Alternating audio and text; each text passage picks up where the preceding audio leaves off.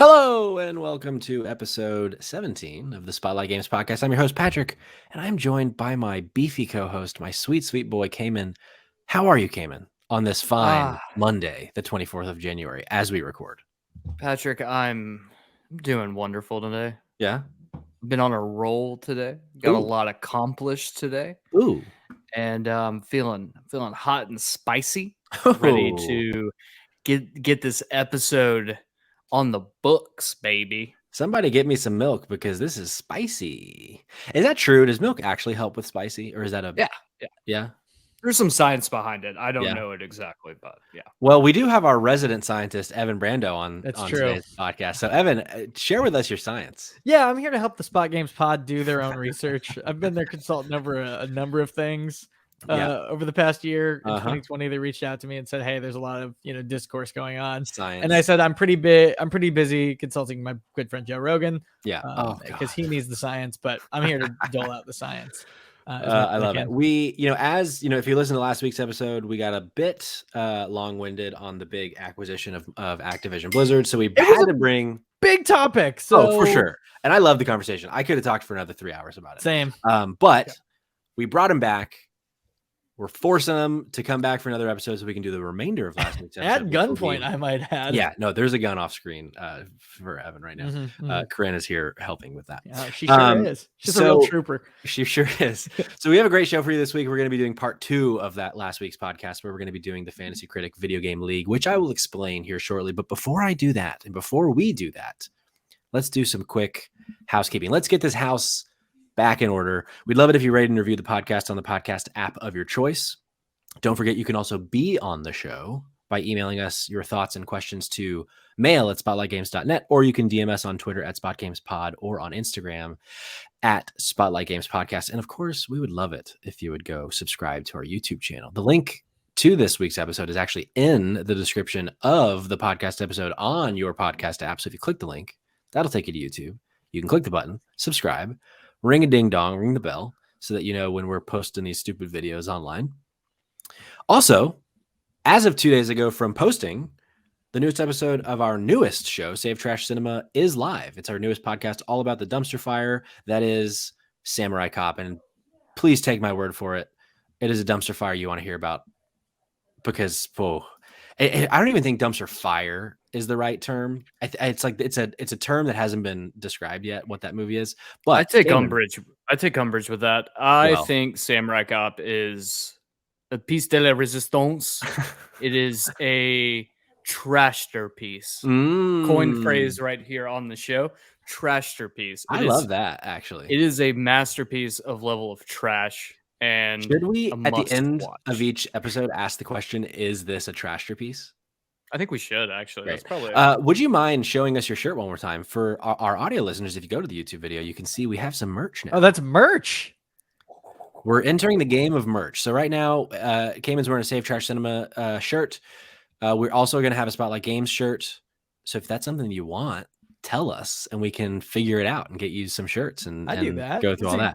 Not because I care that much about the podcast. It's just a really good logo. Yeah. Great color scheme. Just from a shirt perspective, it's great. Look, that's what we really want. That's what we're here for. It's really, you get in the podcasting business to get in the clothing line business. Right. Everyone knows that. Everyone knows that. You might not know this about Cayman, actually, but he his dreams and aspirations are in fashion design. So this is when on his knuckles. He sure does. He also has "Kiss Me" tattooed on his toes. When I approached Cayman about this show, the first thing he said was, "Yes, as long as you know this is just a means to my fashion line." And I said, "Yeah, that's actually like verbatim of how that conversation went." Yeah, and then I said, "Wait, do you have 'Kiss Me' tattooed on your toes?" And he said, and to which I also said verbatim, "Yes, in fact, I do." Yeah, cool. Well, why don't we jump in to the show? We're gonna do just a quick what we've been playing, since that's how we do start each of our episodes of the Spotlight Games podcast. I'm just gonna quickly say I've been playing more Breath of the Wild. The game still fucking rules. Cayman, what have you been playing? I'm still on Persona 5 Strikers and an unhealthy addiction once again to Rocket League. I am slowing myself down. I'm trying to give myself a little breathing room because on the 28th, we get the new Pokemon game, and I will be dumping every waking minute into that so that I can bring the show a review of that game to try to sway you whether to purchase or not to purchase. Do you think, based on the scuttlebutt you've seen on the internet, do you think Pokemon Arceus might be a Farseus? Ooh, that's a good question. Honestly, come on, it's great. That's some hard-hitting games journalism right there. Look, the truth of the matter is, I think this game is going to be incredibly divisive. I think it's going to be either you love it or you hate it. But there's also the possibility that it garners enough praise that this might be the next evolutionary step for Pokemon going further in the future. So, well, they've kind of already said that. They released a graphic, just as a quick tangent, saying like, look at Pokemon's history. And it was just a graphic of all the mainline games. And the relevant part is that Arceus was also on that graphic. Now, it could just be a marketing thing, but I think they're kind of putting a foot forward saying, hey, this is we're considering this to be on the same level as Sword and Shield and, whatever the other, all the other games like that. Yeah. I mean, look, the truth of the matter is, if there's enough backlash, then obviously Game Freak is going to back off of that and go back to the original formula. I hope that the game is incredible, that people latch onto it, because I do think at this point in time, Pokemon needs that evolutionary step. They need to start doing something more. And I think that the new Pokemon game is a great place for them to try this new idea out. So I'm hoping that it is. But with that being said, I will have a review should be on the next episode, where I'll give you my feedback and tell you whether or not I do believe that this is the next step. It's actually kind of surprising to me that a Pokemon or a game all about evolving Pokemon hasn't evolved very much. It's the victim of its own success, right? It's one of those things where like the formula has worked and has continued to work. I mean, Diamond and Pearl are two of the best-selling games on the Nintendo Switch, and those are, that's the formula, right? Right. So like, it's the the dichotomy of like, do we want to evolve and change and move and switch up the formula, or stick with what is continuing to work? Because it's not like they have any real reason or motivation to from a financial standpoint. It's just like the episode of Pokemon the animated series when Pikachu asks the question, should I evolve into Raichu? I would say an apt metaphor. I really truly would. It really, like, I tell you what, I didn't feel good earlier. We thought about maybe pushing this to a different day. I'm on it today. Yeah, you're firing on all cylinders. Unbelievable. Look what God did. And by God, I mean Shuhei Yoshida. Praise him. Praise be. Okay, Evan, what have you been playing? Still playing Halo. Still spend a little more time on the new Master Duel, which is the new Yu-Gi-Oh! Official Konami thing I talked a little bit about last week. It's better than anybody could have asked for. It's unbelievable. It's super easy to get like top tier decks. You get enough stuff just by playing free to play to get 4 or 5 like decent decks. It's awesome. Highly recommend. Also started a game called Windjammers 2 that came over the weekend, and that is like a sports fighting game, kind of Pong. It's a sequel to an old SNES game. It's really, really fun. And apparently it's on Game Pass, so I'm on Game Pass. Be playing that this week. I was torn whether to get it on PC so I can play it online, or on Switch so I can play it with my buddies. But it being on Game Pass kind of made the decision for me. There you go. It's real fun. Nice. Phil Spencer out here delivering the goods. Also, Mass Effect and Hitman are on Game Pass. Game Pass effing rules. Holy crap! Game Pass is so stupid. I couldn't believe it. Anyway. It's stupid. We can talk about Game Pass. Yeah, we did that last week. We sure did for 50 minutes. Okay, well, let's jump into the show proper. So the way this is going to work, we're going to be doing this thing on a site called fantasycritic.com, I believe. Yep, fantasycritic.games, actually. Essentially what it is, it's like fantasy football, but for video games. And if you're like, Patrick, I don't watch sports, I don't know what fantasy football is, I'll explain how this is going to work. Basically, the three of us are going to act as video game publishers. So we're going to do what's called a draft. We're going to assemble a team of video games, and we're going to be picking the ones that we think are going to have the best review scores. The baseline is 70. So on the site OpenCritic, which is essentially Metacritic, if it gets above a 70, you get 1 point per point above 70. If it's below 70, you lose a point per every score below 70. And then if it's above 90, you get an extra 2 points from 90 on. So if it's 95, you get 30 points instead of 20. So we're going to go through, each of us, we're going to draft 7 games. And essentially, we're using this as a way to also just talk about the games that we're really excited for this year. So we're going to go through. I'm going to open it up here in just a second. But before we do this, do either of you have any questions about how this will work? Nothing that won't probably come up in the moment. Great. You know what I mean? There might be a couple of clarification questions. Oh, for sure. So I believe, I was gonna say, just to clarify, over the course of the year, we'll be checking in on this. Yes. And we'll be able to make some acquisitions throughout the year as well. Correct. Thank you. On new titles and stuff. Yeah. Yeah. So, and basically, Evan, as long as he's willing and I don't somehow ruin our relationship, it's possible. We're going to be bringing him back, and we're going to be checking in. We're going to be talking about who's on top, who's on bottom. That got sexual.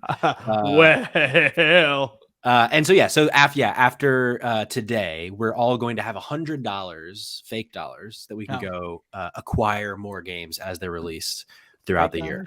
The way that the draft's going to work, the order will be Cayman, me, Evan. This was randomized, I promise. This is collusion. This is fucked.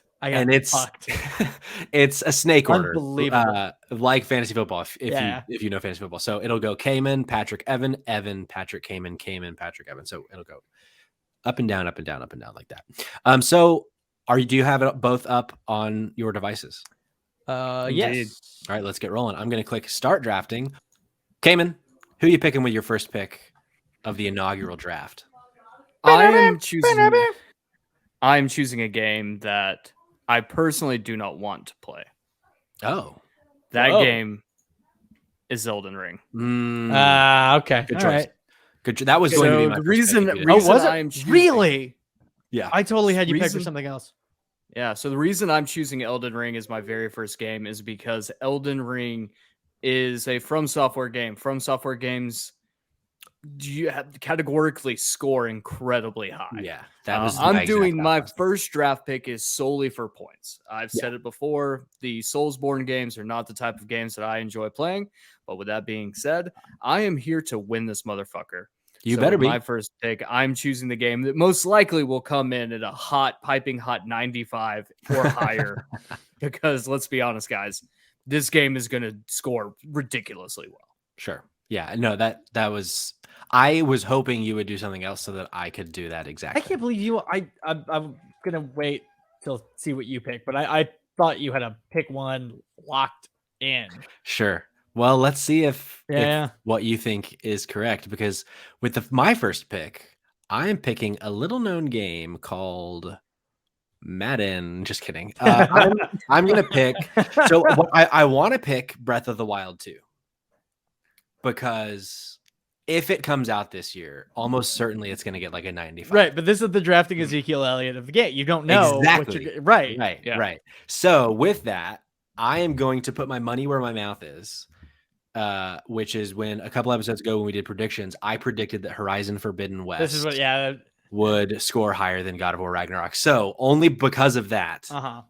Otherwise, I probably would have picked God of War Ragnarok. This is what I thought you were going to pick. I was hoping this could be my first pick. Horizon Forbidden West as my first pick, mostly because what I already said, but then also I've been like listening. I went back and listened to like old spoiler casts of the original game just to kind of like remember all the stuff about it. And I'm just like so excited for this. Here's the thing about the original game. It's aged really well. And a lot of people, it kind of, I'm going to say flopped, but it got fucked by being released alongside Breath of the Wild. The same week, essentially. 100%. Exactly. Yeah, and Breath of the Wild obviously is like a game that's going to define a generation of video games. Like, it's unbelievable.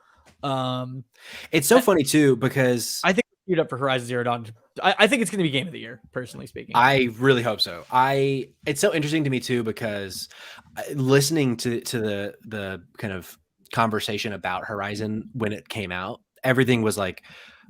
so many comparisons to Breath of the Wild. Well, of course. But now that I go back and I like watch gameplay and I watch like old trailers and stuff, it really isn't anything like Breath of the Wild. It's just an open world game. Well, we found out, I think over the past, 4 or 5 years, exactly what being like Breath of the Wild, like how little that comparison means. Same with like being like Bloodborne or like being Souls-like, right? Like it doesn't mean anything. That just means the game is hard. Yeah. Kind of. And being compared to Breath of the Wild doesn't really mean anything anymore. But this was really the first game that got compared to Breath of the Wild, and now everything does. That's true. That's true. Mm-hmm. So hopefully it can live up to the sequel hype and get to kind of thrive on its own without the shadow of what is maybe one of the best games ever made. Yeah. So yeah, Fat Ass Games first choice. Let's see. Horizon Forbidden West. It's like Evan, game under player actions in the sidebar. I still don't see a sidebar. Sorry, I'm trying to find. You're good. On the left. Draft Game found it. Draft Game came up for me on my turn, like Cayman thought it would. I gotta go Breath of the Wild 2. There it is. Because if something's gonna overshadow Horizon Zero Dawn again, right, it's gonna be the one. Yeah, if it comes out this year, right. This is a risky pick. Yeah, obviously, if it comes out, and honestly, if it just improves a little bit on what here's the thing: Zelda games are generally very, very good, but Zelda sequels are especially good. Yeah, especially direct sequels. Like Zelda direct sequels are like Link's Awakening, Majora's Mask, and those things are like, I mean, these are the games that define, because you've got like something that rules about Zelda is that it's like kind of a simple action or fantasy folk tale, right? Mm-hmm. But once you have that narrative established, you can twist it and contort it a little bit, like it being a dream or it being, you have a weird time loop that you're playing through. Yeah. Anyway, Breath of the Wild 2, it could be it. And for pick number dose, we're gonna go ahead and get the safety handcuff here, and we're gonna go God of War. Yeah. Yeah. Very nice choice. Not much to say about that one. It's right across the plate, all business. Yeah, for sure. If you didn't pick it, I would have questioned. It would have been all weird. Of your choices. Would have been weird leading to this moment. So I still haven't played the first one or the fourth one. Really? Yeah, I haven't played it yet. The newest one. Are you gonna get it? Are you gonna pick it up on PC? I am. Yeah. I think you should. It's an incredible fucking game. Really like the first few. It's so fucking good. I didn't love the first few. I only played 1 and 2 because I didn't have a PS2 growing up. But I borrowed a friend's once and I played 1 and 2, and like I thought it was fine. But God, the new one is so good. And especially you having played the original ones, I think you'll like this one even more than I did. Yeah, they're fun. I replayed the first one a few years ago and was really just like just wowed by like the combat and the puzzle solving, and I thought it was like stuff I didn't appreciate the first time. Really clicked with me. For my second pick, Big Ass Games, second pick of the draft, I am gonna go with this. Is one again. I think I'm looking for points here. Mm-hmm. I want to go Sifu because I think Sifu looks really, really dope. But I expect Cuphead, the delicious last course, to score very well. Everybody loves a Cuphead. Everyone loves a Cuphead, and the original scored an 88 on OpenCritic, and this game just looks like that, but more content. A re-release of it would score even higher too, just because of like it is the sort of like social currency of that game is really high. Everybody really likes that game. Did you guys like Cuphead? Did you play Cuphead? I thought it was really fun. Yeah. I'd never beat it. I was waiting to have a co-op person to like really crunch through it, but yeah, I like what I played. Yeah. Did you ever play it, Cayman? No, I did not. I'm just not as big on the side-scrolling platformers. Yeah. And I would describe this being more of a bullet hell than a platformer. Yeah, but I mean, even that, like, I'd see. I don't know. Growing up, I didn't have a lot of bullet hell games. My household, we didn't have Metal Slug or anything like that. So, or Contra, like, we very much were, more of like the Mario style.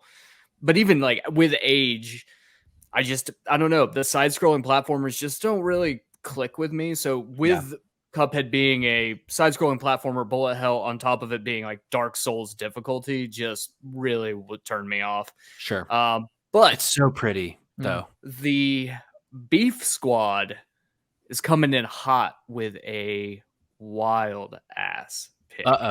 Wild ass pick. Let's hear it. I'm going with Dying Light 2, Stay Human. Wow. Whoa. A little bit of a reach, I think. Okay. A little bit of a reach. Look, I'm taking a shot. This is the Jamar Chase pick of the draft. Okay. Year, right, for guys? You sports folks out there, you get that. You got that. Yeah, you fuckers know exactly what I'm talking big about. Big crossover between sports fans and so the reason I'm picking Dying Light 2 is one, the first Dying Light really good reception. Yeah. Had an incredible base, and it was supported so much over the years. Like it got so many expansions. It got so much. It's still getting updates to this day. The Dying Light 2 has been delayed, and they keep saying the reason being is because they wanted to be more polished. They wanted to feel better. They wanted to play better. They wanted to be the experience that Dying Light 1 should have been at launch day. Yeah. With that knowledge, yes, Evan. I was gonna say, did you play the original one? Yes, and I loved it. I absolutely loved the first one. Real? Oh yeah. Wow. Okay. I told this one passed me by. I was just like, Dying Light was well, that's it was the thing. awesome. It came out at the perfect time where it came out in February of whatever year it was, and there hadn't really been a new game since like November. It was like this weird dry spell, and all of a sudden there was like a new AAA game that was actually really good. And if it had come out in the fall any other year, no one would have cared. It was a victim, not a victim. It was the opposite beneficiary of circumstance of Horizon Zero Dawn. Right, exactly. And the only reason that I wouldn't have picked it, and I hope I'm wrong because I do want this game to be good, it's been in development for so long and it's been delayed so many times that I worry. But also delays can be very good for games, so maybe it goes the other way. But hey, bold pick. I like a bold pick. Look, I think and I think that and one of the big reasons is it just they keep saying the game just needed more time cooking in the oven. It needed more time cooking in the oven, and because of that, like for me, it just seems like they know what they've done. Techland, they made Dead Island, which came out to relatively good reviews. Dying Light came out to even better reviews than Dead Island. And then with Dying Light 2, I really foresee this being their big game. Like this is the one that's going to put Techland into that next like developer stage where they're going to be on the same page as maybe not Naughty Dog, but definitely a couple like Guerrilla or one of those larger companies. So I think that this is a good choice. My next pick, the Beef Squad, this is a tough one. I'm not going to say who I was going to pick, but I just want to piss the two of you off. So I am picking Bethesda's Starfield. That was going to be my next pick. That's a good pick. Yeah. That was going to be I'm not, and here's my one concern. Now, this is the McCafferty pick of this draft, right? It's going to be a huge game. People are going to be all into it, but Bethesda's open world games can be hit and miss from the review score point. The games ultimately are revered later down the line because the bugs get fixed. But that's the issue with Bethesda. See, that's what I was going to get is games like this are usually under a microscope when they first come out. And then they kind of like 6 months in, good to go. No worries. And I think Starfield is a great example, or probably will be a great example of why games like this we need to re-review games like 3 months down the line for big games like this. Because if you look at like a Skyrim or Fallout 4, even Fallout 76, shit like Cyberpunk, right? Like these massive games have a shit ton of bugs when they first launch. And a lot of times they will get slapped down for it. Some reviewers, though, will give them the benefit of the doubt saying, hey, this is a large game on launch day. There's going to be bugs. That's just something you know. But if we can review games 3-6 months down the line, re-review scores to be like, hey, this actually, with bugs fixed, is not a 7 anymore. This game is like a 9. Like, I feel like that's a little bit better for audiences. But I think Bethesda's a safe bet. I think reviewers are going to be a little bit more forgiving. And with it being under Microsoft right now, I think Microsoft is going to give them the extra help they need to get this in polished shape leading into its launch date in November. Yeah. And that's the thing. Like one of the concerns I might have had was, well, is it going to come out? But they announced the release date so long ago I definitely got to. Yeah. That I think it's got to come out. And it being 11/11, I like what they released Skyrim on 11 years ago now, or 10 and a half. I think that's a strong pick. Well, in that case, was Fat Ass Games taken? Fat Ass, I think I'm gonna go. I think it's a bit of a risk, only because the previews are good for it so far, but it could end up not panning out. I'm gonna go Sifu. Okay, nice. No, I think that's a good solid pick. I think that game's gonna be fucking great. Any sort of new IP, you've got some risk associated with it. For sure. Like if you want it, you got to take it here. Yeah, I think so too.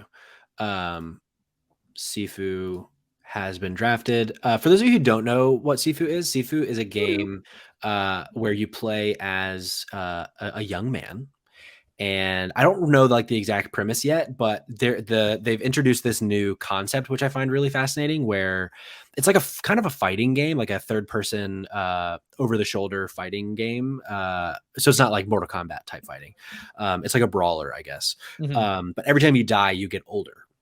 So as you get older, I guess like you get more power, you get more wisdom, but you're also older, you have less health. So like there's kind of I'm interested to see how they handle that like dynamic of balancing those two things. Yeah, because what happens if you just die 100 times out the gates, right? Right, exactly. So I'm excited for that. So hopefully it pans out. I think it's a great take on like a roguelike game too, yeah, where it's like for sure. There obviously you get to keep retrying, but also like there's some consequence. Right. Mm-hmm. So yeah, Sifu is Big As Games' third pick on the board. It's a good pick. Evan, what is Big Tim Games' next pick? Gosh, this is a really tough call. I had one picked out, and now I'm kind of like sitting waiting. I'm kind of like, is this gonna come out sure at all this year? I think I'm gonna make a safe pick, and then I'll go for a more gutsy one. I'm gonna go for KOTOR remake. Ah, nice. I think, yeah, everybody likes KOTOR. Yeah. People who are reviewing games love KOTOR. It's darling, right? As long as it's like 100%. Passable. Yeah. And then for pick number 4, do I want to? We're gonna take Arceus. Nice. Yeah. Nice. Yeah. Coming out next week. See, that's the one that like I was almost gonna pick it when I chose Starfield, but there's a little bit of worry in my head that because it's going to, like I said, I think it's going to be divisive, that I am worried that there are going to be some not so stellar reviews in the mix that might drop that score a little bit. But I do think ultimately, like, there's a really good chance that this comes out and it's like a 9.5. Like, here's my thinking. Just like sort of the mumblings of people who've played it on Twitter are very, very positive.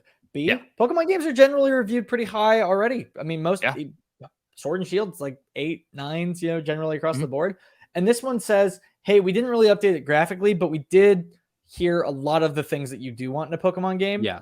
And we are going to add those. And the last time I think they did that was Sword and Shield. They added a lot of like quality of life upgrades. And those were like great, like very clever, very cool things. I think Arceus is going to do the same, but for like core gameplay. Sure. So, my next pick, this is a bit of a dart throw for me because I've never played the franchise, but I know it reviews well, to my understanding. You're about to steal my next pick, aren't you? Probably. And it's this has a definite release date, right? Like Bayonetta 3 is what I'm talking about. Like that was I don't know, honestly. It might. I believe have a definite release date. Ooh, if it doesn't have a date, I don't want it then. I shouldn't have told you. No, you've already said it out loud. I didn't draft it. Podcast. Hang on. I'm going to do some research. The audience. Don't pull the rug out from underneath them. Now I'm so interested. It's coming into 2022. It does not have a definite release date. I would put money down that we're going to see it probably in the September, October. Yeah, I thought about that, but also this game has kind of been delayed a lot, and there's a lot of reasons to delay games more now that are pretty understandable. So I think it's a good pick. Sure. Also, you should play the first two. The first two are really good. Yeah. If you like Devil May Cry, they're better, like spiritual successors. To Devil May Cry in a very different way, but still like the roots are very Devil May Cry. Okay. You know what? I'm gonna go for it. I said it. I'll do it. Draft. Now I'm so interested to see what you thought I was gonna pick. All right, here goes. The Beef Squad is going to come in with another game that's only for points and a game that I will not play. I might play Elden Ring, and I've already posited to the audience that if one of them want to torture me, like I torture everyone else on Save Trash Cinema, they can torture me by getting me Elden Ring. I will say, and I will put my foot down on this, I will never play this game. Gran Turismo 7. Yeah.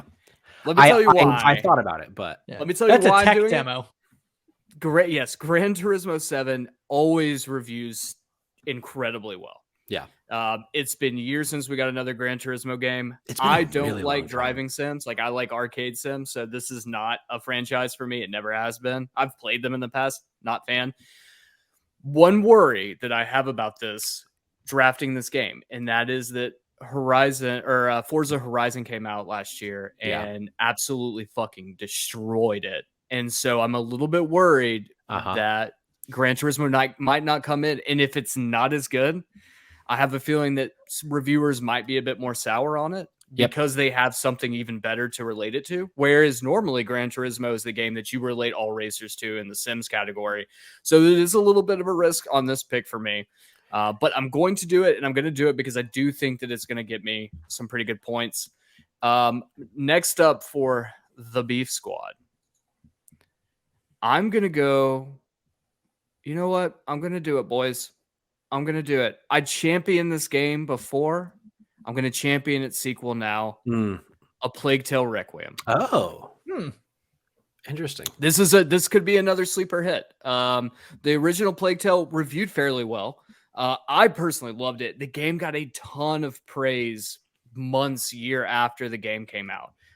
It was slept on for a lot of people, but once people finally started playing it, a lot of people really jumped onto it. We're like, this is actually a really good game.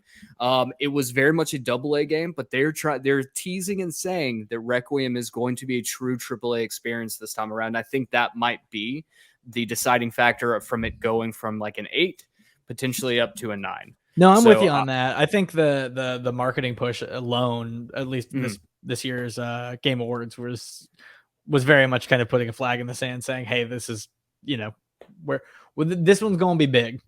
Yeah, I think that's a good pick. I fuck with that, Cayman.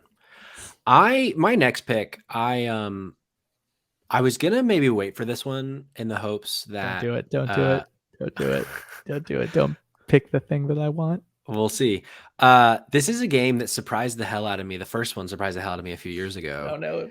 And I'm very excited for its sequel, which is scheduled to come out this year, which is Mario plus Rabbids Sparks of Hope. Oh, thank God. Fuck yeah. I'm so like this keeps happening where like you think I'm gonna go one way, and the way you were talking about that, I'm gonna draft it next because I don't want to lose it. Oh, you know what? Talking about it sounded like it could have been this because it's a sequel, a kind of sleeper, like very well loved game, but still very like not. Let's hear it.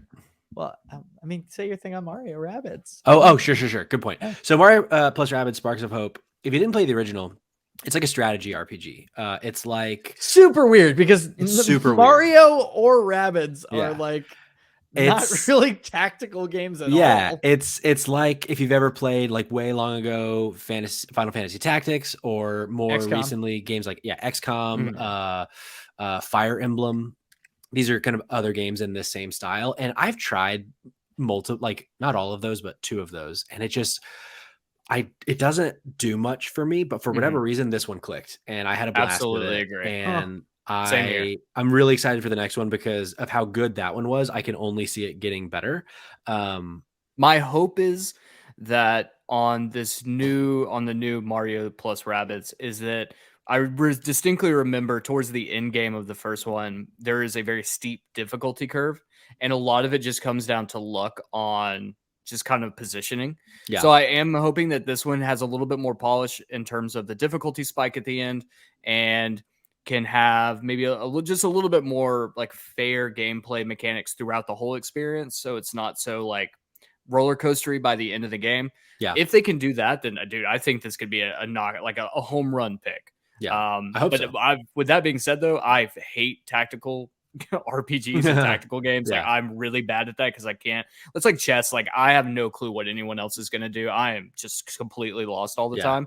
But this one is like the only one that I like. Mario plus Rabbids is like the only one that I was like, fuck, this is the game I want to play all the time. Like I love this. So I think it's a solid pick, dude. Sweet. Hey, thanks, Cayman. Hey, got you, baby. I appreciate that. Evan, let's see if you're going to steal my next pick. Okay, so this game was a game I played a few years ago, and the sequel is poised to come out this year. Oh, it is. Yeah. We're going Sports Story, baby. Whoa, not what I thought. Oh, now I'm so curious. We So keep Golf doing Story. this. It's Yeah, fun. yeah. Go ahead. Golf Story is a little indie game that was one of the first games that came out on the Switch. Yeah. And it is just a delight, man. It's so good. It's fun. Even if you don't really like golf or golf games, it's just a great game. It's gorgeous. Like, it's funny. I really, really liked it. I like sports RPGs kind of in general. But this Golf Story in particular is one of my favorites. So I think Sports Story is like gonna be good. Golf Story has been in my watch list on my Switch account since the day I bought. Not the day I bought, because it didn't come out at launch, but like from it was whenever basically it came launch. on. No, it really was like basically launch. And I still haven't bought it and played it. And now you have gotten me to want to go do that. So yeah, do you like golf games? Yeah, I like all of the above. Yeah, it's a perfect like before bed or while you're watching TV game or something. You know, just like perfect handheld Switch game. Okay. Highly, highly recommend. And for pick 2,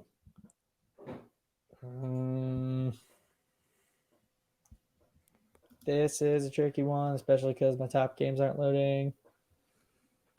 Oh yeah, damn it! I really don't want to do this, but you got this. Yeah, because I think this game's gonna get delayed. I'm like 90% sure this game is gonna get delayed just because of how little we've seen about it. Big chance, big risk, big rewards. Yeah, that's what the late John Madden used to say. I think probably that sounds like something he would say. As Wayne Michael Jordan Gretzky once said, "You miss the shots that you don't take. You fucking dweeb." So that direct quote, nailed it verbatim. So this is the third in the series, and the second one improved just so much on the first one, while still having a lot to improve on that I think could be pretty easily improved on. And I'm gonna go with Splatoon 3. Hell yeah! I think they're just so fun. Yeah. So I just think that's a good pick. I think it is a good pick for a specific reason, and that reason I am about to share with you on this podcast that we're doing together right now. Oh my god, right now? Which is this is going to be the first one with like actual single player content. Yes, exactly. And single player content, I think, is something that can elevate review scores for a game like this. Absolutely. Especially a game that has had single player content that has been pretty fun and pretty good. Yeah. Just not really like, it just felt like an afterthought. Right. Right. But here they're saying like, we're really going to go in on this. So yeah. So for my next one, this is one that I probably don't need to draft it because I have a feeling that neither of you would have drafted it, but that's how badly I want it because I am confident that it's going to come out this year, even though it has not even been announced, gentlemen. Ooh. And that is the Star Wars Jedi Fallen Order sequel. Ooh, you think that's this year? There are rumors. Okay. That will. You don't think Star Wars has enough on the docket as is? Well, so Eclipse, I don't think comes out this year. I agree with that. And there's been a lot of scuttlebutt about Remedy. They haven't released a game in a couple years, I think, since this, other than like more Apex Legends content.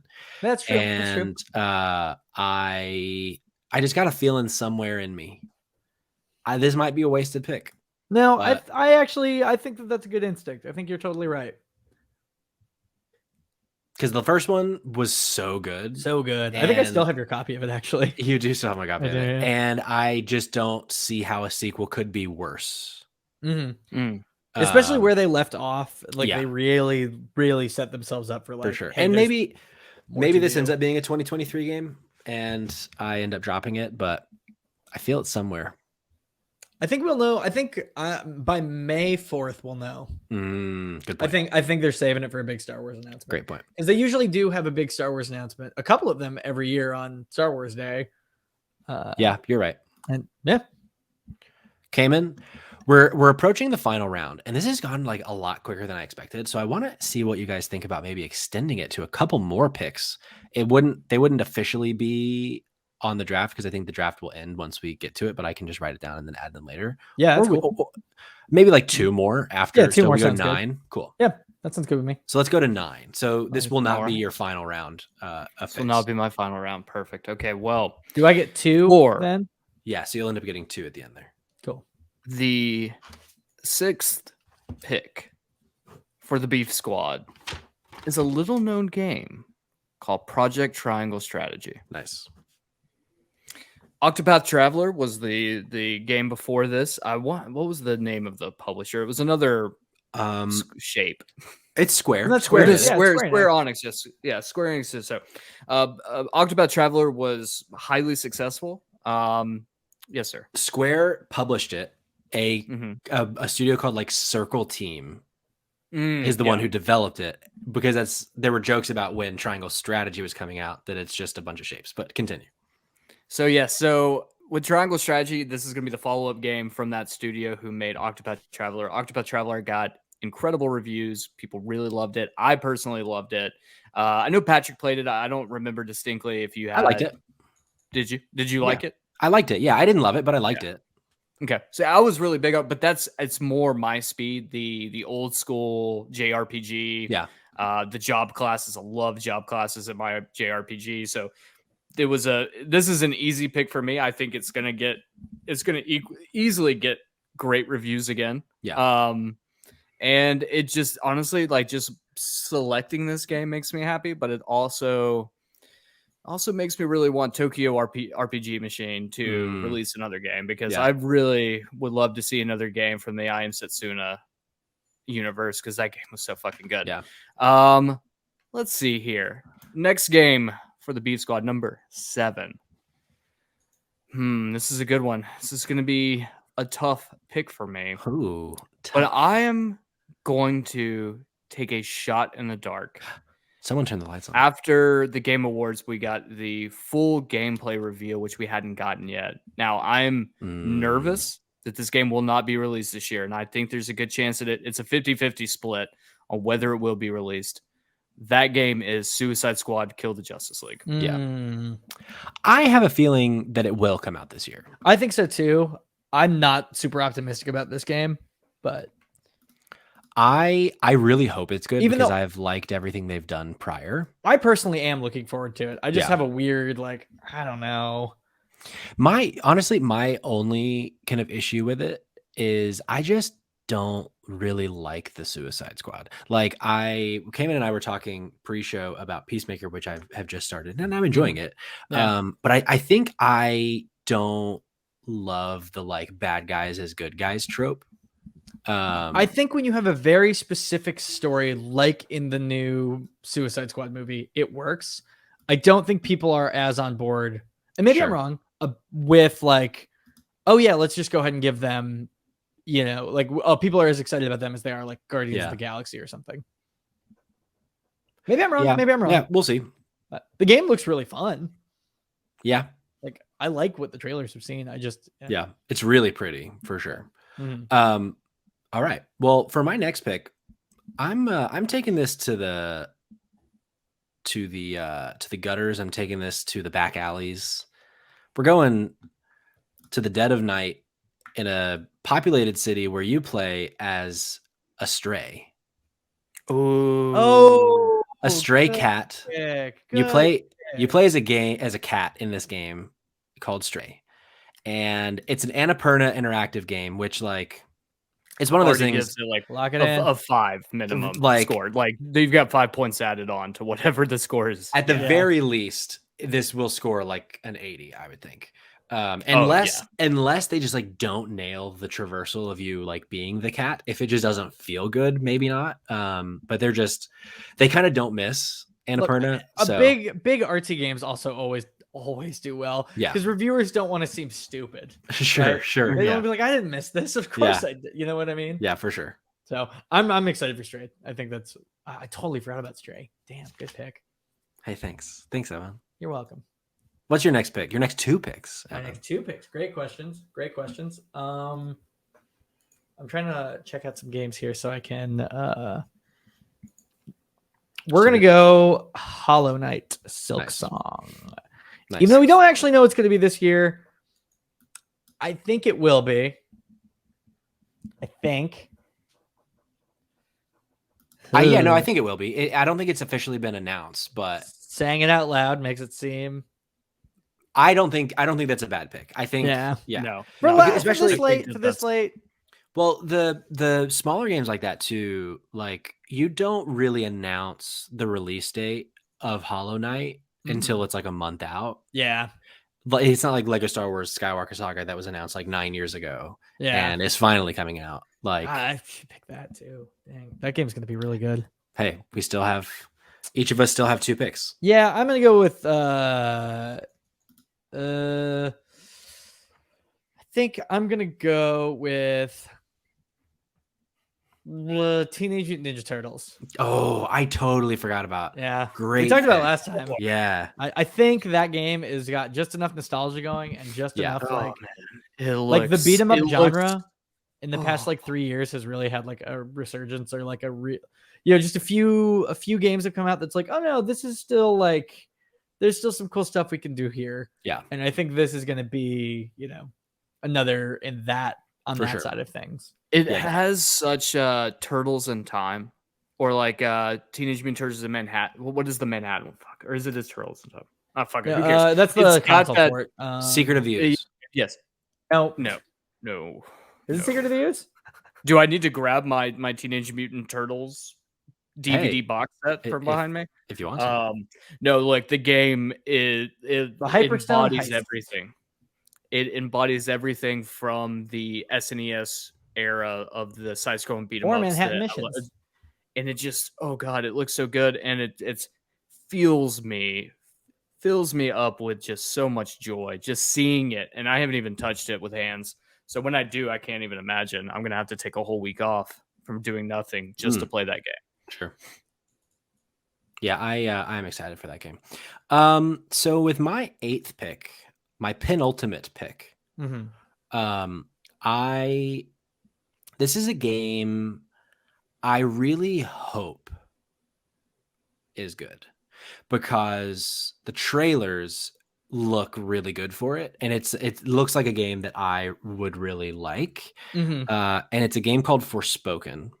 Oh, I was just talking about that with a friend of ours. It's gonna be, I think it's a PlayStation exclusive. It's a third-person like action game, and it just looks like unlike anything I've seen before in a video game. It looks like it's an isekai game. It kind of, right? Like, yeah. If they've given us very little information about the game, but it looks like there's a girl kind of from our world and gets pulled to a fantasy world that has other people kind of in the same situation, which is a really unique thing.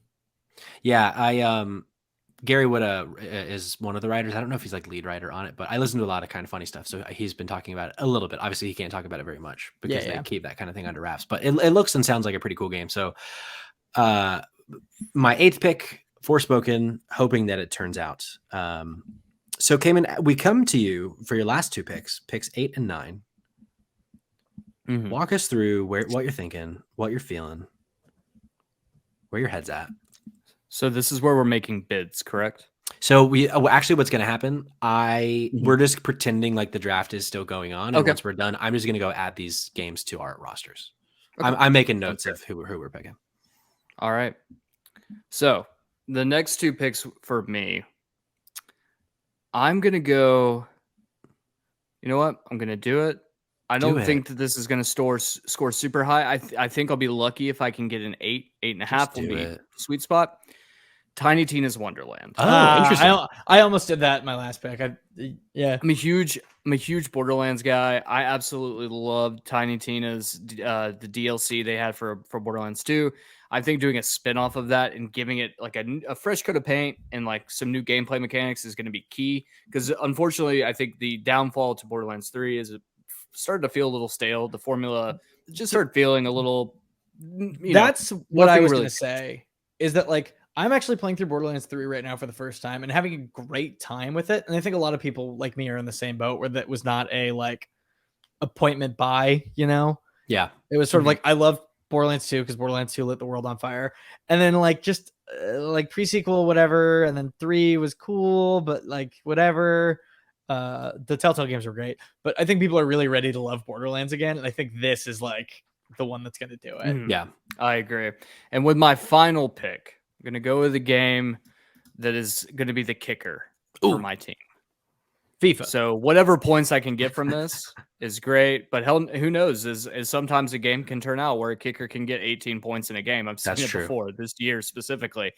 That game for me, my kicker, that if I get any points from it, if it even releases this year, I'll be excited to see.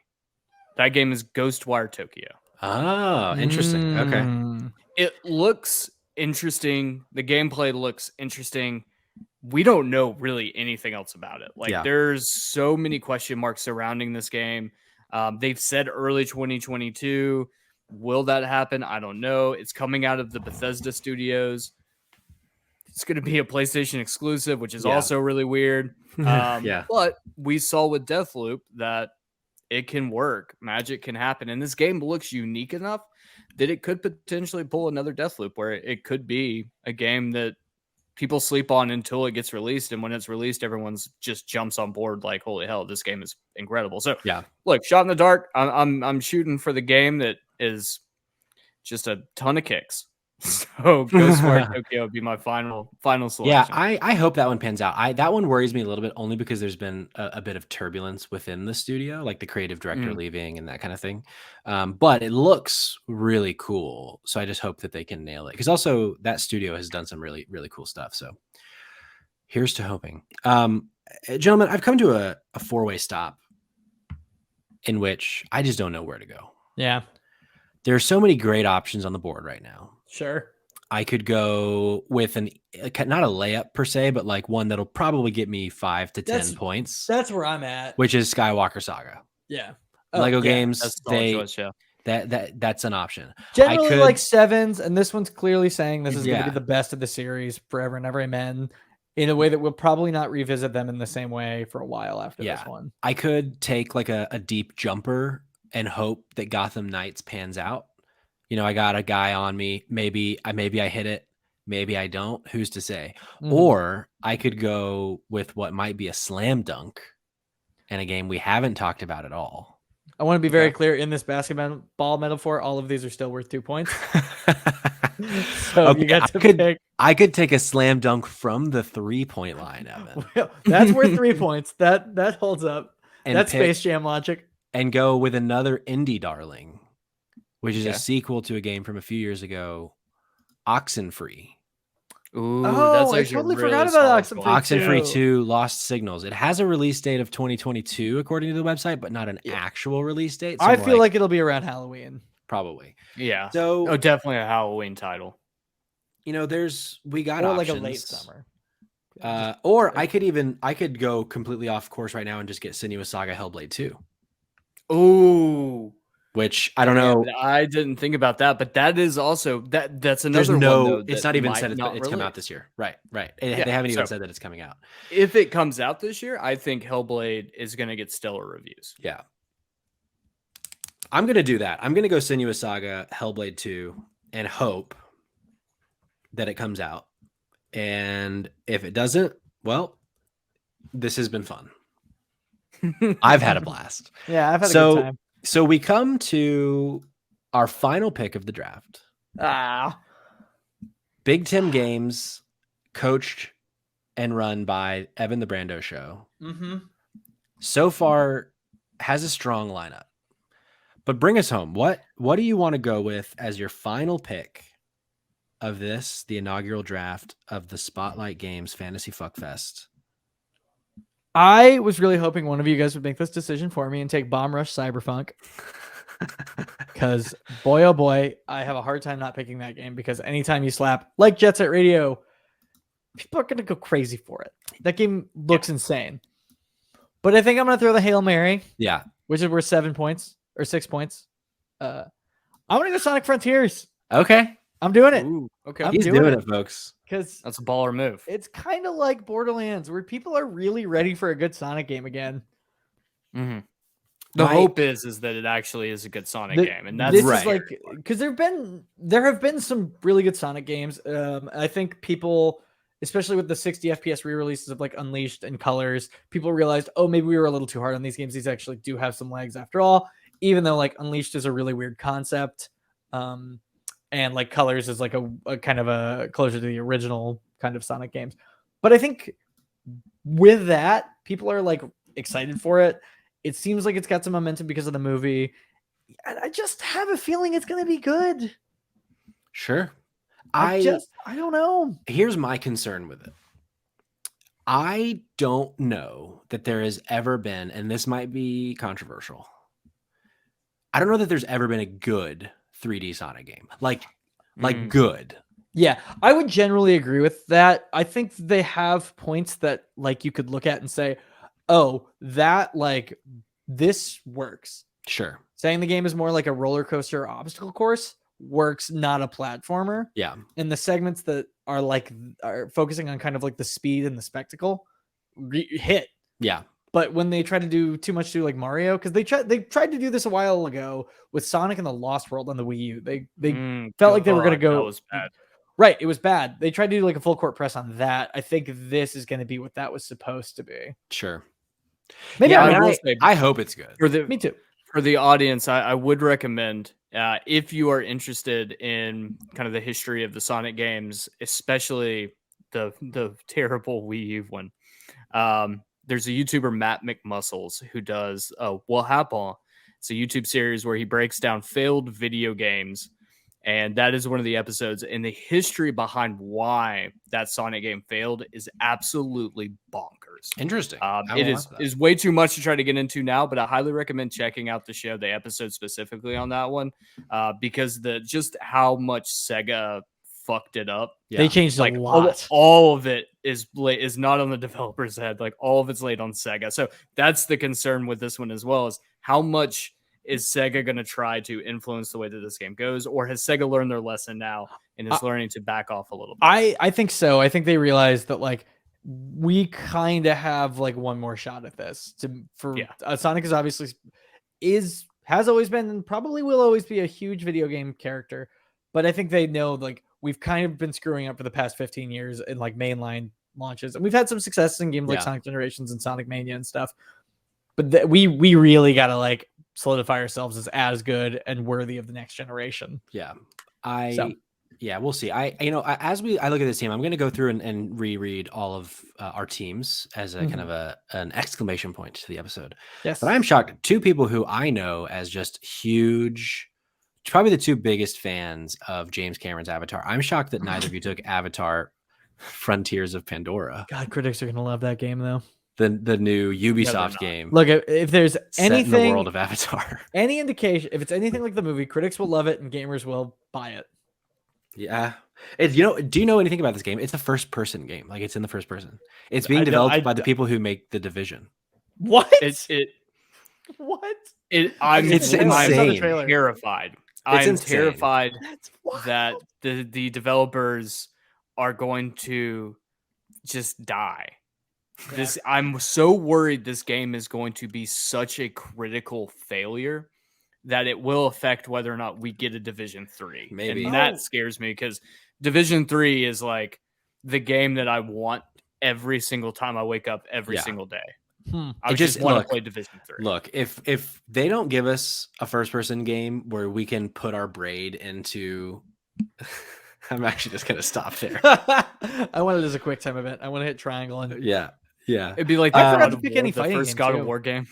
I was shocked that you didn't pick any God of War games, any fighting games. There's some good ones. DNF Duel, Project L, the one from Riot, is looking really, really good. And King of Fighters might be something that I'm interested to see like how it pans out. And this is, I'm wondering if there's a correlation between like number of reviews and better scores. So like some of these like I feel like fighting games don't get as many reviews from like the big sites as other games do. That's why I didn't pick them. I think is because like you have to be something special like a Street Fighter 4 or like Guilty Gear Strive to like really kind of cut through. Yeah. And I do think one of those three will. I don't know which one, but I do think one of them is going to be.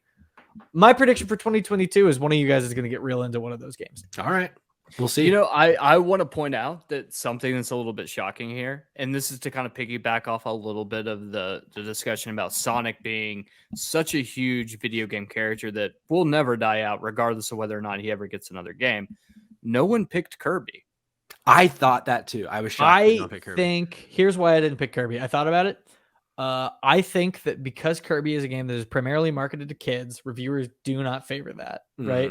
It's like the opposite of the artsy thing, right? Reviewers will be like, "Oh, we get this game's for baby kids," even if it's good. I think it will probably get 7s or 8s across the board. Post-apocalyptic Kirby. Yeah, Kirby was made as a like response that like Nintendo is to, or like, I mean, back in the day, Nintendo used to be like the difficult thing, sure, you know. So Kirby was made as sort of like, hey, we want to sell our platformer games, but we want to make them easier. Yeah. And yeah, I feel like they've stuck to that. Kirby, personally. I'm gonna buy the game. Oh yeah, no, I'll play it. I just for this, I was like too risky. I mean, okay, who doesn't want to play The Last of Us Part Kirby? I mean, I do. I mean, that's why yeah. I don't like. It's not that I don't like Kirby games. I just have never been drawn to them, and I'm drawn to this because if I was giving these scores, I would have picked Kirby, but because it's not me. Well, that's fair. Let's break down real quick what each team looks like. And also for you listeners, if you guys want to follow along, and I'm pretty sure there's a way you can like view the league with a link. So if that's possible, I'll probably end up posting links like in our Instagram stories or whatever. But for now, this is how the teams have shaken out. Kamester with the Beef Squad. His team is Elden Ring, Dying Light 2, Stay Human, Starfield, Gran Turismo 7, A Plague Tale, Requiem, Triangle Strategy, Suicide Squad, Kill the Justice League, Tiny Tina's Wonderland, and Ghostwire Tokyo. My team, the Fat Ass Games, is Horizon Forbidden West, Cuphead, The Delicious Last Course, Sifu, Bayonetta 3, Mario plus Rabbids, Spark of Hope, Star Wars Jedi Fallen Order sequel, Stray, Forspoken, and Senua's Saga, Hellblade 2. And Evan coming in with Big Tim Games, Legend of Zelda, Breath of the Wild 2, God of War, Ragnarok, Star Wars, Knights of the Old Republic Remake, Pokemon Legends, Arceus, Sports Story, Splatoon 3, Hollow Knight, Silk Song, TMNT, Shredder's Revenge, and finally, Sonic Frontiers. Look, I think that those are, 27 great sounding video games, if you ask me. We're in for a great year. To point out. Please point it out. I would like to point out. So without the additional 2 games that we added on, from what the system is showing, there is a projected points for this season. Oh, already. So I am projected, Cayman, the Beef Squad, is projected 118 points for this season. Interesting. Patrick and the Fat Ass Games is projected 113 points.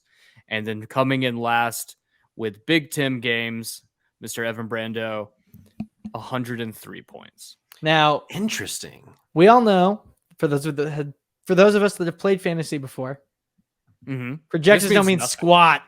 Ain't shit. Yeah. And maybe I'm just saying that to make myself feel better for being in last place, but I digress. Hey, no, look, you had an incredible fantasy this year, which congratulations to you. That was a stellar season. Thank you. Wasn't as terrible as Patrick was. Still made it. Oh, yeah. God. Got booted early. It's maybe the worst team I've ever had in fantasy. And like, might remember, I don't think I texted with Evan specifically about this. I was so confident about my team at the beginning. No, we texted about it. Like, we talked about it. I felt so good about my team. I was like, this is it. And I came in dead last. Fantastic. And that's what can happen. Okay, folks. I had a great time. I hope you had a great time. If there's a game you think, wow, why didn't you draft this, you clowns? Let us know in the comments. Shoot us an email. Send us a text if you have our phone number. But only if you have our phone number. If you find our phone number on the internet, don't text it. Yeah. Well, Evan, thank you as always for coming along for the ride. It's always a pleasure when you swing by. Oh, shucks. Our big studio, our big blockbuster studio that we own and operate. Yeah. I like that we have 3 individual cameras to show off how the 3 different sides of the room. What you working on? What you want to plug for our audience? Like I said last time, you can follow me on Twitch at the Brando Show. I'm streaming through Dark Souls right now, Dark Souls 3. But we'll be streaming, just a whole bunch of stuff. Probably gonna be streaming Pokemon Arceus once I get that. But yeah, you can follow me on the other social medias at Evan Brando Show, and check out the Indiesaurus Podcast Network with lots of cool podcasts. Brat. Cayman, is there anything that you would like to plug other than I'm not going to say it? No, just would like to remind the audience, if you haven't yet listened to the newest episode of Save Trash Cinema, it is on its own feed. We released the first episode on the Spotlight Games feed as a teaser. But if you want to listen to Safe Trash Cinema going further, and I highly recommend it as someone who spent a lot of time working on this episode, I have to say that it is incredible. It is a must listen to. That is going to be on its own Save Trash Cinema feed. We also have our own socials as well. So you can find us at Instagram at Save Trash Cinema and on Twitter at Save Trash Cinema as well. Like we said before, we do have t-shirts being made. I am putting another order in to get another batch of t-shirts rolling out for both Save Trash Cinema, and we do have some additional for Spotlight Games too. So if that is something you're interested in, let us know. We will talk details on how to get one to you. And back to you, Patrick. Yeah. I'll just close it out by saying you can follow me and Cayman on Twitter. I'm at Patrick Schwag. Cayman is at Kid Cayman. You can follow the pod at Spot Games Pod on Twitter or at Spotlight Games Podcast on Instagram. You can rate the podcast. You can review the podcast. You can subscribe to the podcast on YouTube. But above all, you can just love the podcast and be our friends. So thank you for listening. Thank you for watching. Thank you for subscribing if you did. And I hope you have a great rest of your week. It's a short week, the rest of the week for you. For us, the whole week's ahead of us. But for you, you just have tomorrow. You just have today and tomorrow, and then it's the weekend. We have so much time. We have so much time. We're stuck. Oh, dear God. We're stuck. All right, y'all. Well, I only send you with love and joy. And I also remind you one last time, watch Station 11. You should watch Station 11. I don't know what that is. Second that. Well, get the fuck out, Evan. Right, you're no longer part of the show. You're done. No, I was. Yeah, my guest. I'm very, very temporary on this show. Yeah, you're done now.